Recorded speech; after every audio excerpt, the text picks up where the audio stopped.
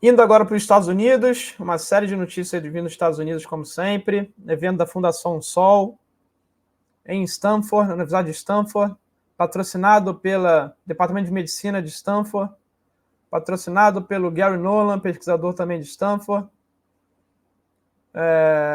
Então é um simpósio anual da Fundação Sol, que é uma fundação para discutir cientificamente, politicamente e filosoficamente esse fenômeno, né? Discutir isso de forma política, científica e filosófica, o fenômeno UAP, ou OVNI, e aconteceu na Universidade de Stanford aí nos dias 17 e 18 de novembro, com políticos, cientistas e outros. E aí vamos lembrar a afirmação que o coronel Carnell fez há um tempo atrás, né? Assim que o David Grush veio a público, o que o Carnell falou? O Carnell simplesmente é o cara que remodelou todo o parque tecnológico, fez um grande projeto para remodelar todo o parque tecnológico do Exército americano e foi o ponto focal do Exército, representante do Exército, na Força-Tarefa de Investigação de OVNIs do Pentágono, o APTF. E, provavelmente, tudo que indica, ele participou de programas de área reversa de OVNIs também, diretamente. Vamos ver o que ele fala. Ele fala que a afirmação do David Grush sobre a existência de uma corrida armamentista terrestre ocorrendo em segredo nos últimos 80 anos, focada na engenharia reversa de tecnologias de origem desconhecida, é fundamentalmente correta, como é a realização indiscutível de que pelo menos algumas dessas tecnologias de origem desconhecida derivam de inteligências não humanas. A declaração forte aí do Carnell, falando que sim, Estados Unidos têm recuperado esses objetos, que outras nações também possuem, isso é uma corrida, uma guerra fria, e que algumas dessas tecnologias são provenientes de inteligências não humanas. Afirmação bem forte aí do Carnell. E ele está aí na foto, ele teve no evento da Fundação Sol, foi a primeira vez que ele falou em público, em algum evento, e ele mostrou um slide que foi o slide mais polêmico aí da Fundação Sol. E aí na fileira aí da frente está o Gary Nolan, um cientista de Stanford. Posso ver também ali o almirante Tim Gallaudet, já na reserva da Marinha, que eu vou comentar sobre ele daqui a pouco. O Chris Mellon, ex-assessor da presidência para a inteligência. Muita gente ali importante nesse evento da Sol, que foi o evento do ano sobre o assunto. E aí o slide polêmico é esse aqui, né? Fonte aí do foto do Daily Mail, portal Daily Mail. E aí o que diz aí o slide do Carnell? Ele mostra um slide de um cronograma de campanha, um plano de revelação de fenômenos anômalos, que ele chama de linhas de esforço, onde a gente teve na esquerda uma fase zero, que começou ali basicamente em 2017, ou um pouco antes, claro que a gente teve ali outros eventos, mas em 2017 a gente teve o artigo do New York Times falando que os Estados Unidos estavam investigando OVNIs e que tinha um programa chamado ALSAP de 22 milhões de dólares para isso. Isso, então, foi a fase zero, a revelação inicial, os vídeos do Tic-Tac, os vídeos do Gimbal e do Go Fast. Essa seria a fase zero. A fase 1, ela está acontecendo, né?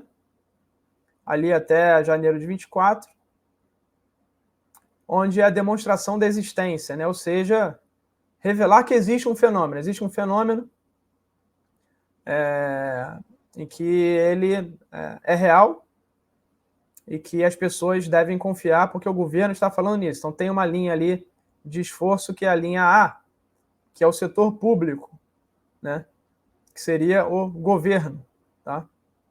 E aí isso a partir de 2024, começando ali em 1º de janeiro de 2024, que seria basicamente falar que os Estados Unidos possuem sim esses OVNIs que foram abatidos e que existem inteligências não humanas.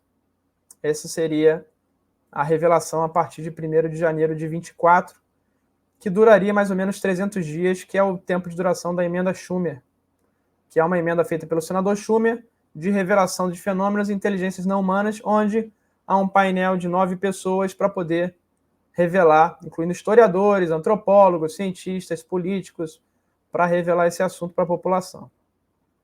Então há várias linhas em paralelo, além da linha pública, há a linha filosófica, das ciências humanas, antropologia, sociologia, religião. Há uma linha C, que é uma linha científica, a linha das ciências naturais, da física, da química, ciências de materiais e biologia. E há uma linha delta, uma linha D, do setor privado, que é a indústria e a sociedade em si, propriedade intelectual, indústria, economia, porque esses veículos eles teriam impacto aí em toda a sociedade e essas novas tecnologias, principalmente na economia. Aí. Essa é uma parte reativa, onde os congressistas obrigam o setor público a fazer essas revelações. Tá? A fase 2 seria uma fase de correlação de assinaturas, né, que é pegar as informações, os sinais que são obtidos e são armazenados dessas inteligências, o que começa ali em janeiro de 2026.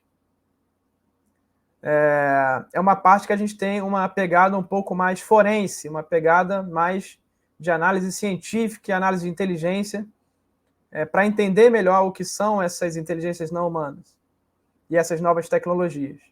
E a partir dessa fase a gente tem a aceitação não do público em geral, mas a aceitação da academia, né? A aceitação das universidades, dos cientistas, dos pesquisadores, e aí começa-se uma nova era de pesquisa científica do assunto. Na fase 3, é uma fase de caracterização de performance, começando em outubro de 2030, onde a gente não mais tem o envolvimento do setor público, um envolvimento muito tímido, porque agora o estudo do fenômeno está com a ciência, está com as universidades, as instituições de pesquisa. Essa é uma fase proativa, onde os próprios cientistas proativamente pesquisam o assunto, com os fins preditivos, ou seja, prever ali o que esses objetos significariam, quando eles vão aparecer. E aí a gente tem a aceitação total do público nesse momento, porque é uma coisa que está sendo pesquisada pela sociedade como um todo e não mais pelo governo. Em 2034, a gente tem uma fase preditiva, uma fase de determinação da natureza, que seria a fase 4. Ou seja, descobrir o que é aquilo, qual é a origem, de onde eles vêm, o que são esses objetos, quais são suas intenções. Né? Então, a gente passou por uma etapa de, olha, isso existe, esses são os sinais que eles emitem, essa é a performance deles, as capacidades, eles estão vindo daqui, do oceano, estão vindo do espaço, e a gente começa a tentar determinar a natureza, né? Num esforço aí integrado, né? Um esforço que tem essa meta de determinar a origem, as intenções do fenômeno, e aí com pouco envolvimento do governo e um envolvimento maior das instituições de pesquisa. E aí teria a fase 5, com data indefinida ainda, que seria o engagement, ou seja, uma comunicação, uma interação com essas inteligências, né? Ou seja, uma integração da sociedade com essas inteligências, permitindo as diversas descobertas científicas e um novo tempo na sociedade aí como um todo. E um ponto principal da palestra do Carnell é que eles querem evitar a revelação catastrófica. Esse é um plano de revelação controlada, por isso que demora aí a revelação total até o engagement, que é a comunicação com seres não humanos, inteligências não humanas, demora aí 10 anos para acontecer o engagement, que é quando a sociedade vai estar pronta para isso. Há um medo muito grande de um colapso em termos de guerra civil, de impacto nas religiões, impacto na economia atual, se essa revelação não for feita de forma controlada. Lembrando que a fase 1 ela está no trilho, ela está encaminhada com a emenda Schumer, muito difícil não ser aprovada, embora hajam obstáculos. A fase 2, que é a fase de correlação de assinaturas, ela tem algum risco. A fase 3, que é a caracterização de performance pelas universidades, pelos cientistas, tem alguns pontos de decisão que precisam ser tratados, aí, porque o governo precisa dar esses dados para os cientistas. E a fase 4, determinação de natureza, e o engagement ainda são algo bem distante. Então, esse que é o cerne da palestra do Carnell. é a revelação controlada. Isso tem um núcleo, que é a emenda Schumer, de revelação de UAP e inteligências não humanas.